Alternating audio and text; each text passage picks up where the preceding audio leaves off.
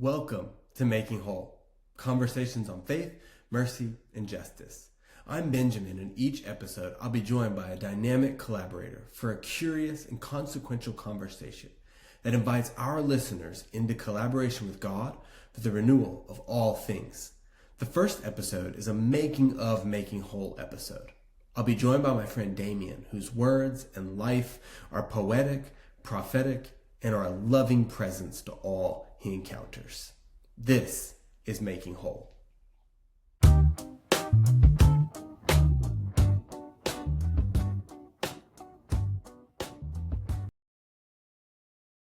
right, I remember the first time, or one of our first conversations. It was when I called you to offer you a job at Peace Prep. And I remember it because I was outside, I was walking in front of the school, and there was like all a bunch of commotion going on, like 200 yards away, which was not abnormal. And I kind of walked over, went closer, got to see what was going on. Somebody, lost their life on the sidewalk there, and a crowd was forming, and police, and all these kind of things. But I remember that because I think I told you like that's what was happening, and there was not like a fear response. There was not like a pass. I don't want to come work at a place where that might be happening at 10 a.m. on a Tuesday or whatever the case may be. Um, and so I've just always found you from our earliest moments to be such an open and curious person. And so I'm really excited about this project, and I'm excited to talk about putting art into the world with a person like you. And I would just love for us to start this conversation and ground this conversation, maybe with a little bit about just who we are, where we're coming from, and what we're doing on this podcast. Hey, I appreciate that. Yeah, that invitation to come to Atlanta was has shaped so much of my last 7 years now. Yeah. So yeah, I mean it's yeah, I'm just grateful for the invitation and grateful to continue to work with you. Yeah. So talk a little bit about where you were in the world at that time, like kind of how you were coming to Atlanta, what sort of was that drive, and then, yeah, what that journey's been like. There was a lot of components in coming to Atlanta. I was a youth pastor in Orlando, and I had been at the church for a little over 4 years. And so I had built really good relationships, really good, um, long relationships, seeing students grow up, and it was hard to leave. But there was a girl that I met, and we were dating long distance, and I thought, I need to come here to Atlanta. So, yeah, that was the big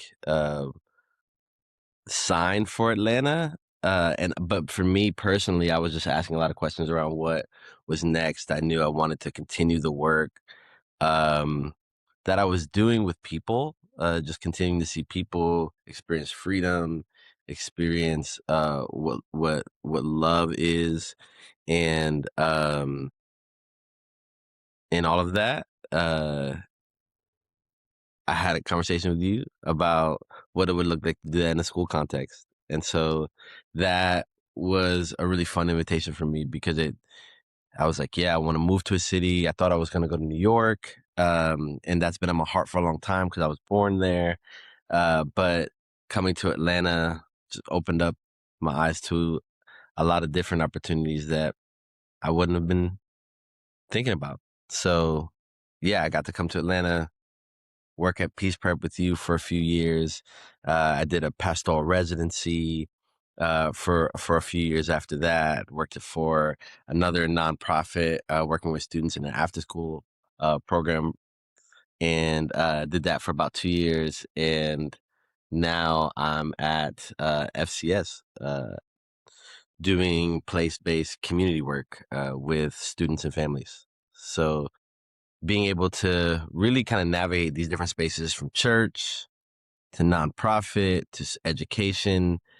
Um, I've got to see a lot broader of a scope of things. And I Mm. think, yeah, I'm still passionate about the work of seeing people experience freedom and experience love. Yeah, I appreciate your ability to like distill down what that invitation was for you. And I think a lot of um, what I hope this podcast will do is bring about a sense in people that there is an invitation to something, and just a curiosity about like how do I distill that invitation down to a sentence and then begin to sort of like orbit around that, right? I think that's a really important thing. Yeah. And yeah, Ben, what about you? What are you up to these days? Yeah, what am I up to these days? Well, let's go back 20 years. Uh, so 20 years ago, all good stories start with a girl. I sort of, maybe on the inverse, asked a girl who had been dating for about 6 weeks if she wanted to get married, and become an urban missionary. I felt like there was a space in my life where God called me to live in the inner city and be a missionary. It was oddly specific, and I still don't quite understand all the particulars of that.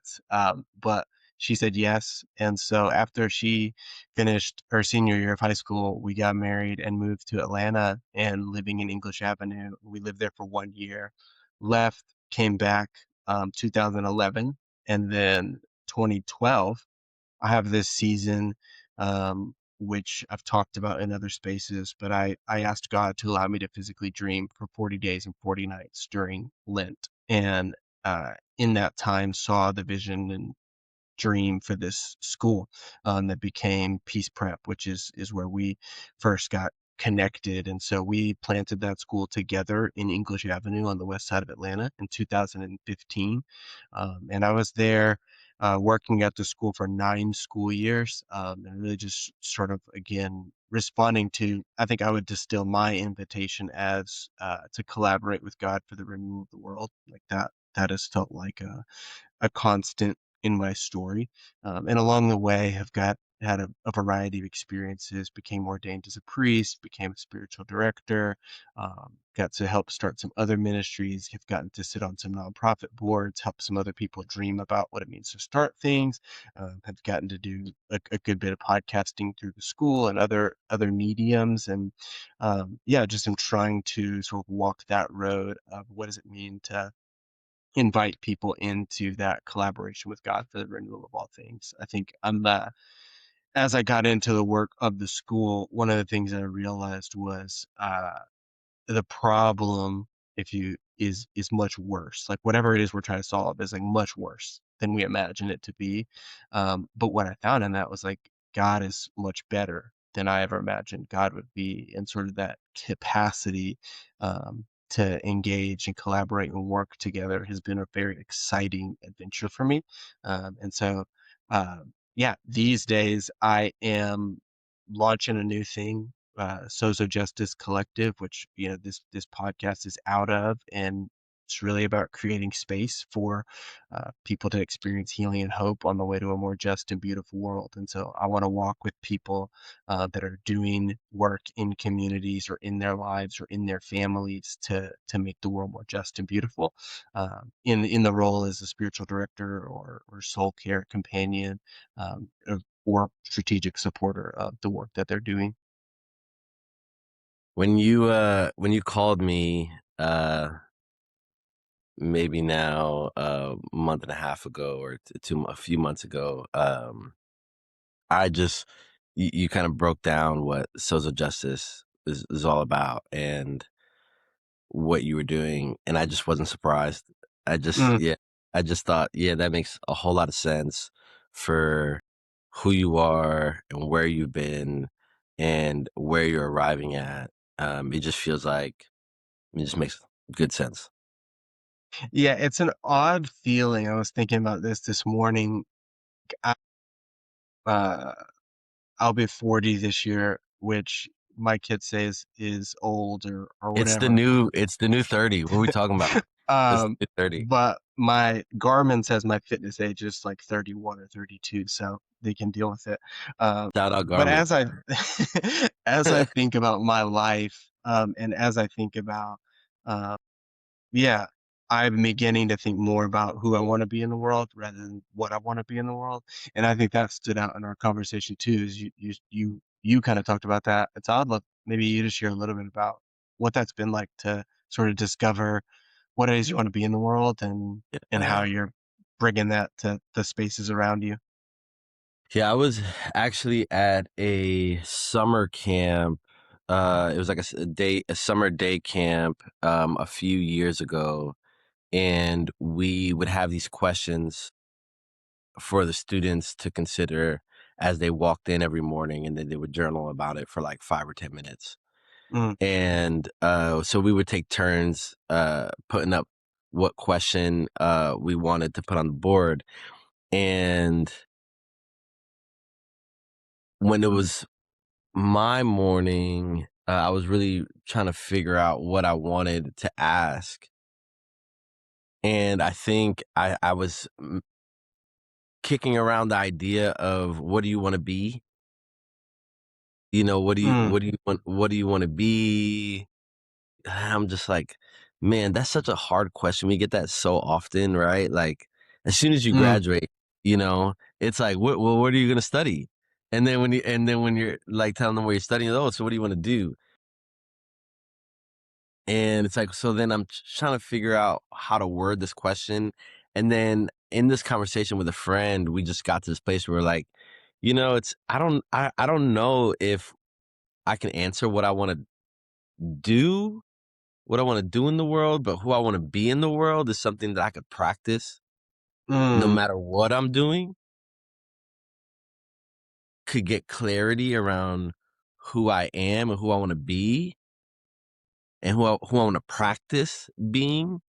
mm, I think that began to be really helpful to me and clarifying to me, uh, no matter the role, right? Whether I'm thinking about work or I'm thinking about home or I'm thinking about being a husband or a dad, I know the clarity for me was I want to be a loving presence in the world.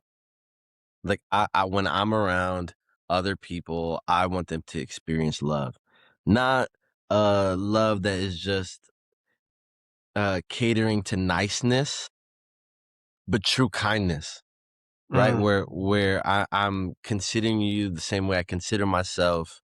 I listen to you the way I want to be listened to, the way that you want to be seen. I'm allowing my eyes to see you.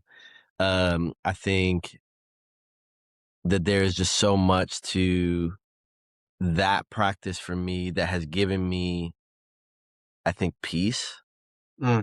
in my unsteadiness when it's come around vocation or purpose. Mm. Um, yeah, just really just choosing and desiring to be a loving presence. Yeah, that's so good. I think what you're saying about practice, it makes me think of this thing. I think Kurt Thompson says it. He's a neuroscientist, which is like simpler said, he studies brains and tells us what our brains do. But we hear growing up, practice makes perfect. Um, Kurt says we perfect what we practice. And I think that is such a beautiful Yeah, idea for your life to say, if I'm gonna become something, then I need to practice it, right? And yeah, I wonder, I'm curious how many people uh, do that. I'm curious about the spaces in my life where I do that, where I'm like, yeah, what am I practicing? And how does what I'm practicing impact what I'm becoming? Which is so good. I was having a conversation with my 15-year-old the other day. She's halfway through her sophomore year in high school, and we are around the table, that sounds crazy. and By the way, I just yeah, it doesn't make sense to me either. But my wife said, like, hey, where do you want to go to college? Like, we're starting to have those conversations. And my daughter, who's, wise beyond her years, said, well, first, like, I have to know what I want to be. I have to know what I want to do, because otherwise, like, I might pick this place because it has better this than that. And I was like, wow, who thinks about that at yeah, 15 years old? yeah, Um, but so good, but I think it's hitting at that same thing that you're talking about, that, like, mm-hmm. once we kinda decide what it is we wanna be, what it is we wanna do, whatever, um, it starts to clarify the way we make other decisions in our life, that, like, reverse engineering. And I think the invitation is self reflection. right? Mm, Like I think there's so much of our process around trying to figure out what we want to be in the world that is looking outward to give us an answer, mhm, to affirm a thing, right? Like confirm this, like tell me, please tell me what I'm supposed to do. And I think there are times in our lives where that feels nice or feels good, but I think ultimately the space in which we're going to find who what feels right to who we truly are, is when we reflect inward and we mm, allow ourselves to hear from within our design what is speaking, and mhm. because nobody else could read that, nobody else can listen to that but us, right? And then we can bring that out into the world and allow other people to witness it and call it beautiful and to experience it. Yeah, that's so good. I mean, one, you're literally preaching to the choir, right? Because you're talking to a spiritual director. And if somebody may ask, like, what is that? What is spiritual direction, or what is a spiritual director? I've never heard of that. That's what it is. It's making space for someone. It's sitting with them and partnering with them as they have a conversation with God, right? And that's the true director, is what we often say. This is a three-part conversation. So you and I are physically sitting here, but there's directors who will use like a third chair, right? To say there's another presence with us, and in the presence of a loving God, how do we start to have a conversation with ourselves? How do we start to have our true self, our most authentic self? That deep knowing of oneself, I think, is such a important part of what I'm hopeful that this podcast space even becomes, that people can actually hear that experience across and through a conversation. Yeah. I mean, and you're saying that, right? What you're hoping people experience when they arrive to this podcast. How did I mean? There's a lot of different things that you're doing right now, and there's um a lot of different mediums to have conversations. Why a podcast? Why did we arrive here? Yeah, I love that question, and I love thinking about that, because it is one of the things that keeps me sometimes from creating.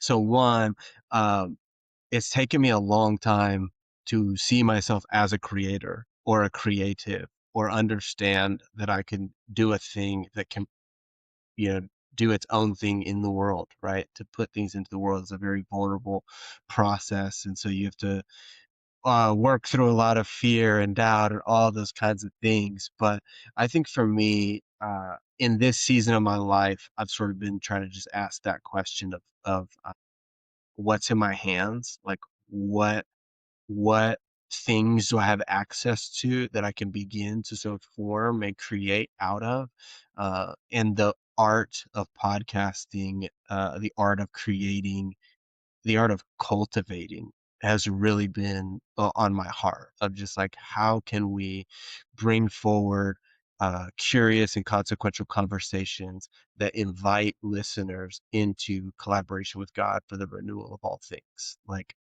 that's a lot of words, but what it means is just like, how do we practice being people who think about what it is we're doing and making in the world. I think, and so a podcast for me is just about adding something, I hope, um, different to what feels like a very noisy and cluttered culture right now.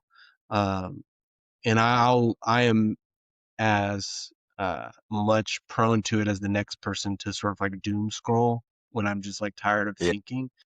yeah, And I've just noticed lately, like, it feels so unhelpful to me. It's like, what is anyone actually talking about? Like, and that's not to say I have the most brilliant things to say, but it is to say there's such a lack of curiosity in the world right now. There's a lot of criticism, and there's such a lack of conversations that have consequence to them.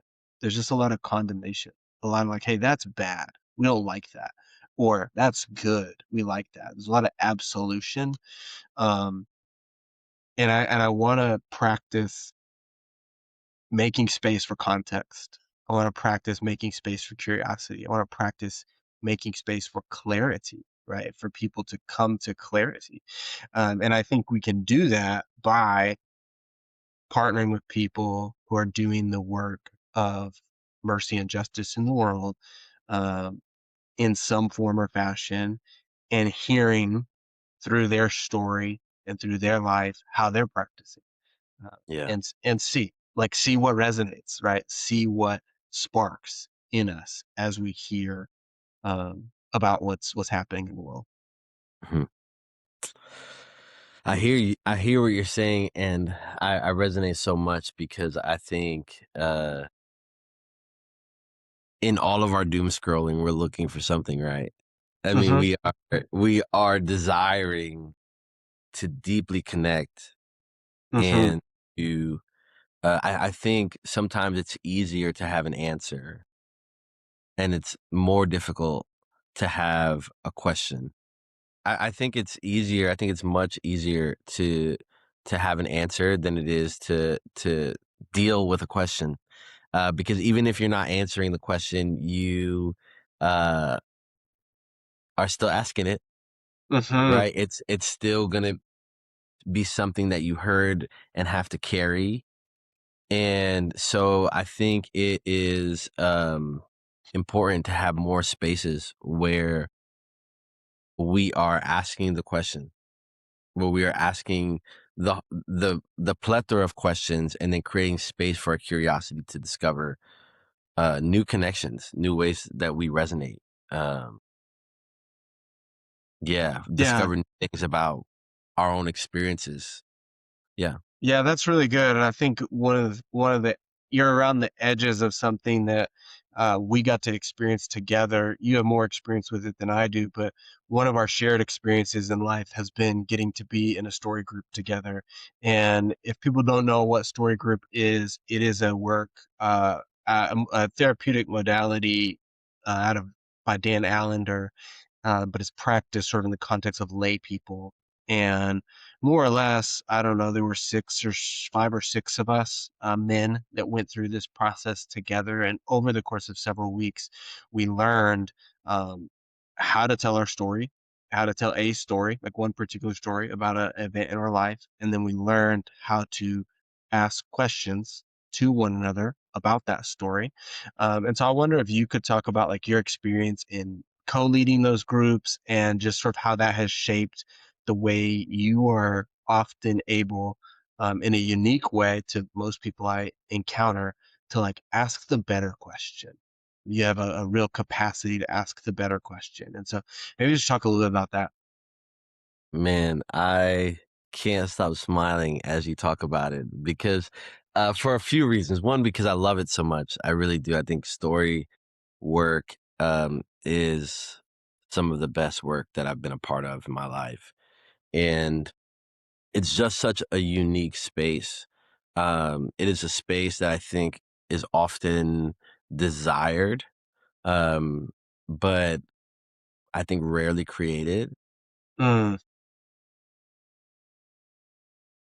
Being able to equip people with the tools to listen, um, man, sounds so simple, which is the other reason I'm smiling, right? Because mm-hmm, I'm listening to you describe it, and it's 6 guys sitting together, l- learning learning how to listen, writing a story, taking mm, turns sharing that story, taking turns listening to each other ask questions at the end of each story, and learning how to be present.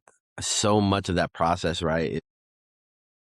Um, learning how not to leave our bodies. And mm-hmm, that might sound crazy for some people listening, but one of the main questions we would ask as soon as we were done reading his story was, how is your body? mm-hmm, Because we have a tendency, knowing the difficulty of some of our stories, to avoid, to want to not feel all the things that come with um, a difficult time. And the difficult time, just for everyone listening, was when we said on a scale from 1 to 10, we said choose somewhere between 1 and 5, right? We said like around a 5 or Mm-hmm. a 4. I mean, you can, and what we find is that even around the middle of our scale of like the worst stuff that's happened to us, there is still such deep work to be done. Mm-hmm. The stuff that we write off, the stuff that we overlook, and it's the slowing down to it and allowing to give each other our full attention and our full curiosity, and even more than that, our full attempt at dismantling your own contempt, your own self Mm-hmm. harshness, right, and inviting you towards kindness. Those simple practices, right, that are really difficult to practice. We saw, I think, over those weeks, we just saw so much freedom come that we didn't expect Mm-hmm. from the beginning of reading your story to the end. I mean, it really is a different time. But that process has shaped me so much. I think my ears just perk up when Mm-hmm. I'm listening to someone sharing about what's going on in their day or what's happening with them throughout their week, because what I find is we just don't have enough people that are listening, Mm-hmm. and we don't have Mm. enough people that are practicing listening, and sometimes it's the simplest things that can provide so much peace and so much freedom and so much love in our lives, um, and really wanting to practice that. Mm. Yeah, we're gonna have to come back and do a whole episode on the word practice, I think, because I think you're hitting at something that is so real and so true, and something I hope comes through whatever speakers or way someone consumes this podcast. But it's that reality, that embodied reality, right? So I think about a question like, uh, if I think about this question, where have I experienced the word become flesh in my Mm, story? Which is such a big question. Uh, it was in story group. There's a moment I will think of every time where somebody asked me, what's your body like or whatever. And I was in a season where I had been recently diagnosed with panic disorder, and I was on a mini sabbatical from work. Like I was just a wreck in my physical body. And most people wouldn't know it because we get really good at coping and hiding. And when someone asks you and you're in the context of safety and you feel that, then you answer, right? And so I remember answering like, oh, my shoulder was really hurting. And one of the features of my panic attacks was that like my whole arm would go numb. And so someone said like, well, what feels good when that happens, or what do you usually do? And I was like, oh, well, like I massage it out a little bit or whatever. And I kind of started demonstrating that. And I remember somebody saying like, oh, well, we'll all do that. And then like everybody starting to do that in the room with me.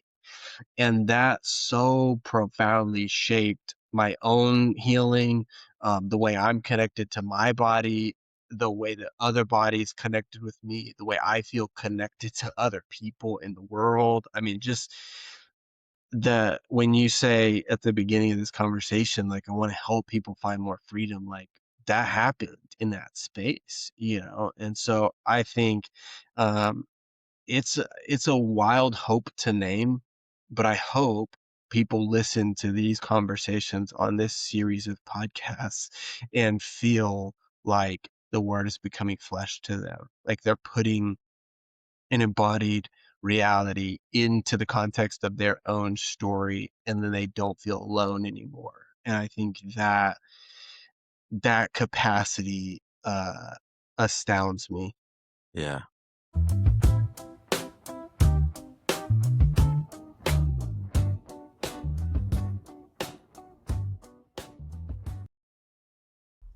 Just a quick break to say if you're enjoying this conversation, it is an offering of Sozo Justice Collective, which exists to create space for healing and hope on the way to a more just and beautiful world.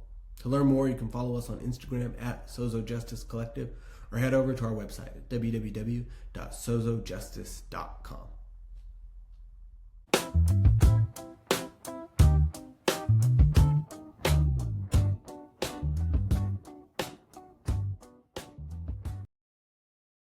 Man, it is, I think, a big desire, right, for someone to experience through a podcast. And there's been a lot of thought that I know has gone into even the name Mm. of the podcast. So can you tell us a little bit more about that? Yeah. So the podcast, as said in the intro, is called Making Whole: Conversations on Faith, Mercy, and Justice. And really, I'll just talk about those two words, making whole. Um, Making is a Genesis word. It's a word that is intended to help us locate ourselves in a particular story and to acknowledge that that particular story begins with making. It begins with creation, right? It's good creation in the beginning. This is sort of like how the Bible starts, with this idea of good creation. And then the story seems to arc itself towards goodness and beauty and truth. And so I wanted to use a word that would invoke and evoke that sense in us that um, there's a starting point to this conversation, and that often is the hardest part for most of us. It's the hardest part for me. I'll just say that. If I'm the only one that raises my hand, starting is the hardest, right? Yeah. Sure. Getting on the path is the hardest thing. Um, Making something is hard, but it's the starting it that's really hard. I don't know. Will I be any good at this? Will people hate it? Will yada yada yada yada, right? All the voices, all the doubt, all the imposter syndrome, all that stuff. So I think it's the word making is intended to say, like, let's locate ourselves at the beginning of a story that starts with goodness and beauty and truth, right? It doesn't start with sin and shame and all these other things. It starts with goodness and beauty and truth. So that's one part of making. The other part of making is um, it's a generative word. What I mean by generative is intended to invite us to action. If we believe the story started somewhere, it's also going somewhere. And so this word is meant to shape in us an imagination for being more than passengers, like more than bystanders, right? But again, actually being collaborators with God in the renewal of all things. Like, so making is say, like, that is a word that's about starting somewhere good, going somewhere good, and that process involves like a generative work happening. Preach. I'm about to shout you down. I'm about to shout you down. Yeah, and any thoughts on making before I talk about whole? Yeah, I 100% agree with you when it comes to the idea that making starting is so hard. Often I have the illustration in my head that it's the jumping in to the pool that is the hardest thing, right? Because you're Mm, dry, um, you're comfortable already. You think the water might be cold, right? There's all those things about jumping in, but once you're in, you're not even thinking about any of that anymore. And I think yeah, getting through that barrier is a big part. So I really resonate with that. yeah, and I am the president, chairman, CEO of the Perfectionist Club, right? And so that Enneagram 1 kicks hard, and it can be hard for me to make something that I don't know where it's going to end, Yeah. right? If Or just I knowing that it's can't not gonna be perfect it. perfect. Yeah, it's Yeah. not gonna be perfect, especially in the create at the start, right? Like you have to make something before you can make it make it exactly what you want it to be. And I think that Hmm. is can be a mental barrier. But yeah, pushing through that. Yeah. Yeah. And whole, whole is a telos word. tell us meaning like the intended end or completion of something.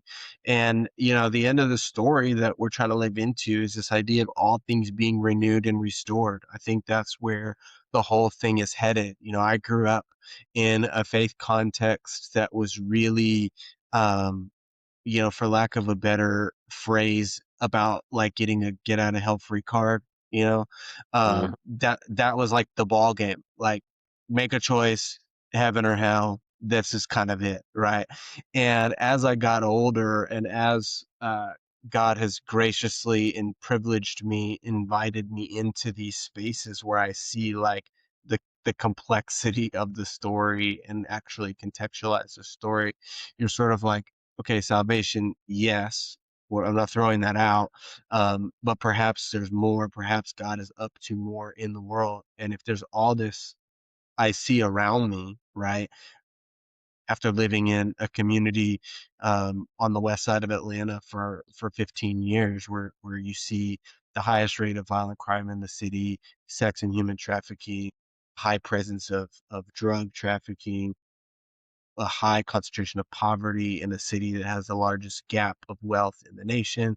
You see all these things and you work towards all those things being restored. You sort of find yourself needing uh, theology for that. You need a framework for that. You need a context for that. You need to believe that God is concerned about that, that God's not just only concerned about like getting out of here or escaping, Yeah. but that God's intimately concerned with every ill going on right now in the world. So I love the way the Jesus Storybook Bible says it. It says this at the end, and the king says, "Look, God and his children are together again.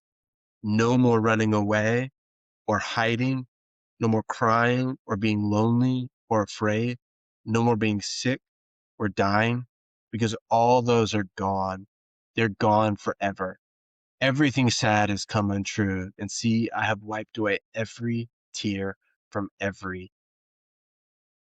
So that, like that, to me, that's what whole is. And Yeah. so this podcast space is about meeting people who are imagining something like that for the world, and then they're leveraging their life to incarnate that reality.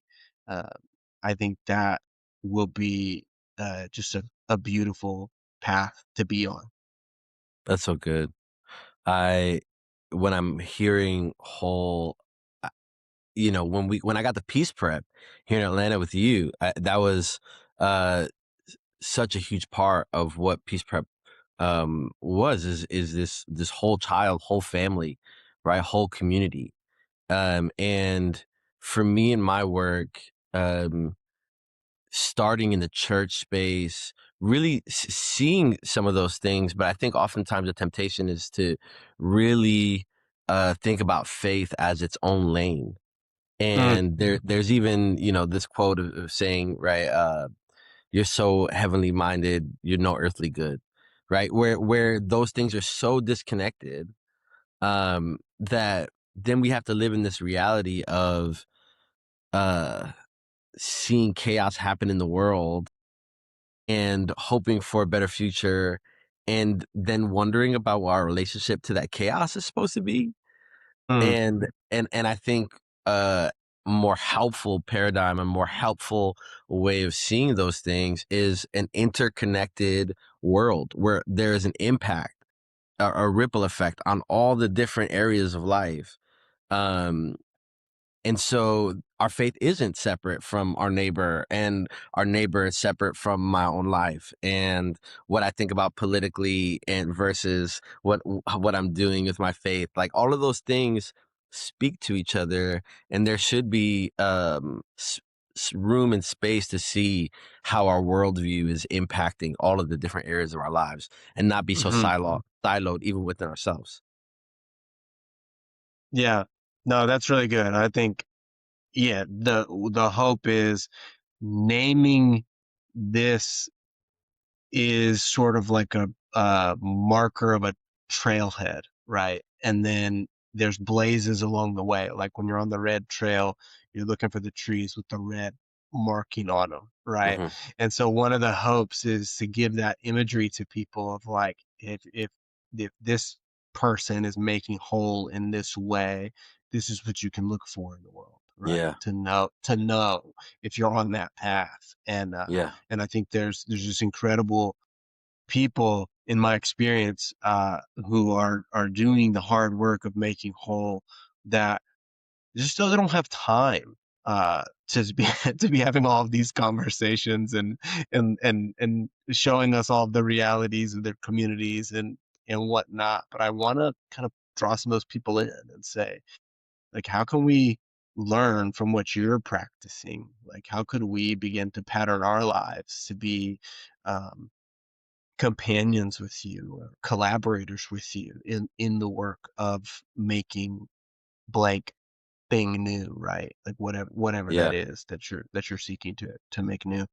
Yeah, I think you're getting at exactly my next question is just when someone tunes into an episode, what should they expect? What types of what's the format gonna feel like? Hmm. What can they expect to tune into? Yeah, so I when I preach, I always have like a big idea. People who've heard me preach over the years would know that that's coming. Like there's a big idea at the beginning, and then I'm sort of like building around that. But the big idea is this: to know people who are making whole in the world today. Like I want our listeners to know people who are making whole in the world today. I recently heard someone say uh, on Al Gore's internet that something to the effect of it's not how much you know, it's how well you're known. Like he was talking about like the formula for being a content creator or something like that, which I'm sort of like criticizing right now and being a content creator. So I recognize the irony of the situation. Um, but I want to challenge that statement and I want to offer maybe some curiosity because I think that's an example of a consequential idea, right? The outworking of a statement like that is that people begin to believe they know the people they're consuming content from. But like, do we, right? Or do we know of people? So I think there's a lot of knowing of people in the world today. Like we know of this person, but we don't know them, right? And so part of this is about making space for people to be known, and I think that's a very different conversation. And so I don't want to stir the pot. I know I'm not trying again. I'm not trying to offer critique. I'm not trying to offer condemnation. I'm trying to offer curiosity. I'm trying to offer some consequential thinking. I'm trying to offer some contextualization so that our souls are stirred, right? Like we have that moment. Like I think about uh, Elizabeth and Mary. You know, like something leaps inside of them when they connect with each other because both of them are carrying the capacity to change the world, right? Uh-huh. And something happens in them. Yeah. And so, from a format perspective, I think I'll reference Kurt Thompson here again because I'm pretty sure he's the one that says this. He talks about this idea of going from imagination to incarnation. So from thinking about a thing to actually like embodying that thing in the world. And so my hope is that each episode goes on that journey of understanding like, hey, person doing making whole in the world, like what is shaping your imagination for that? Like help us know what you're practicing that is helping you have a redemptive frame for this evil, right? Like we've got to get to a place where we can name this is the evil, this is what I'm seeking to make good, right? And so I want to hear from people about what's shaping their imagination. And maybe like this question you might begin to hear on episodes would be something like, um, what did you used to believe about this? And what do you believe now? You know, and what has shaped that Yeah. transition, right? Um, and then like as we go and as we question, getting to that space of incarnation is about the practice. Like, what are the practices that are allowing you to make whole in the world. Like what are you doing? What is that after school programming for the children of immigrants? Is that rescuing food in food deserts and ensuring people have food? Is that housing? That whatever that thing is that they're making whole, help us know how we can incarnate that, right? Like what could come alive in us? Where might we be invited into collaboration with you, and by virtue of that collaboration with God, for the renewal of all things? Like that's my hope. I think it's like a what do we call it? A BHAG, a big, hairy, audacious goal. Yeah. But just like I want more people to get in on the activity of God in the world. Like in my soul, that's what I believe is on offer for us. That it's actually a very exciting invitation that we could get to collaborate with the creator of the universe in restoring wholeness and making whole. Like that's what's on offer, is for someone to listen to a conversation and then get uh, excited about, feel an invitation to, and then actually engage making whole in their life. Yeah. I think having the breadth of different experiences on this podcast, and in different areas of work, is going to be really insightful. Really insightful. And I'm thinking about the quote that says the mind exposed to a new idea can never shrink back to its original size, right? So Mm. there's something about just being exposed to how justice and mercy work is being done in different areas of the world, maybe in ways that we never thought about, maybe in ways that we didn't think were possible. And then what happens if we allow that invitation to really spark something in us? That's really good. That's really good. Yeah, an image that came to mind, and maybe this like word picture will be helpful for people.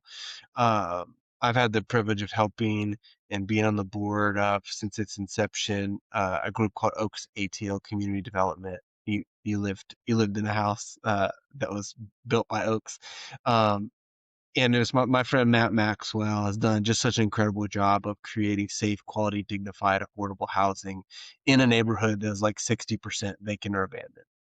And for me, like when I think about things like interior design or beauty or whatever, like I struggle to know. Like I can tell you when I see something, I can be like, that's good. Like that looks good. But to know how it got there, no idea. And so what's been cool walking with Matt over the years has been to walk up to the stoop of just the worst place you can imagine, like falling down, moldy, filled with whatever. Like, I'm not quite sure if it's safe to walk in this place or not.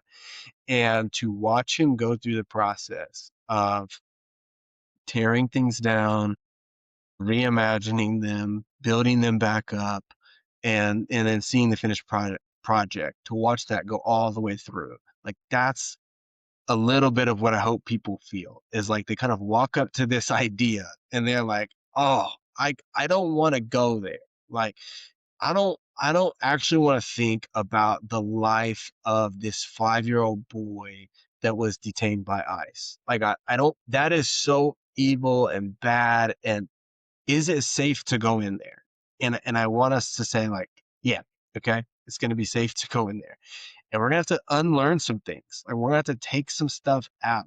We're going to be left with very little, maybe. And we're going to have to trust that there's enough imagination here to build something good that we can point to and say, this is what it can look like, right? This is what it can look like to be whole. And so that, again, I don't know if that's possible in conversation or not, but I think it is. Like, I think that um, one of the charisms I'm trying to acknowledge in my own life and story, which it takes work for me to be able to do, is the capacity to imagine and the capacity to put into words, and into some form that people can sort of come around, and walk away from feeling different, right? Feeling like, oh, that feels possible. What felt just utterly depressing and utterly depraved and utterly hopeless. Maybe there's some hope. Maybe there's some healing. Yeah. Maybe there's some freedom, as you said. Yeah. And rooting, I'm hearing you root these conversations in goodness. Hmm. And that's, I think, a rare context for a lot of our conversations. Yeah. Um, and so rooting them in goodness, I think, will definitely help with that safety in these conversations, to say what we're looking for here is not just critique or not just to tear a thing down, but what can we see here and how does it transform us? Yeah. Yeah. Yeah. I think that's right. That I want to be clear, um, to people. This episode is a little bit about like context, like why, you know, um, even down to the fact that I have this collar on, right? Like I want people to know in a way that like God cares about goodness and beauty and truth. And that in the office of priest, one of my roles is to ensure that people are shepherded in such a way that they begin to have the heart of God, right? And so, I think this is God's heart. I think this is like naming God's heart, naming something that God deeply cares about. And if you don't believe me, like, go read Jesus. Like, go read Jesus. Read the red words.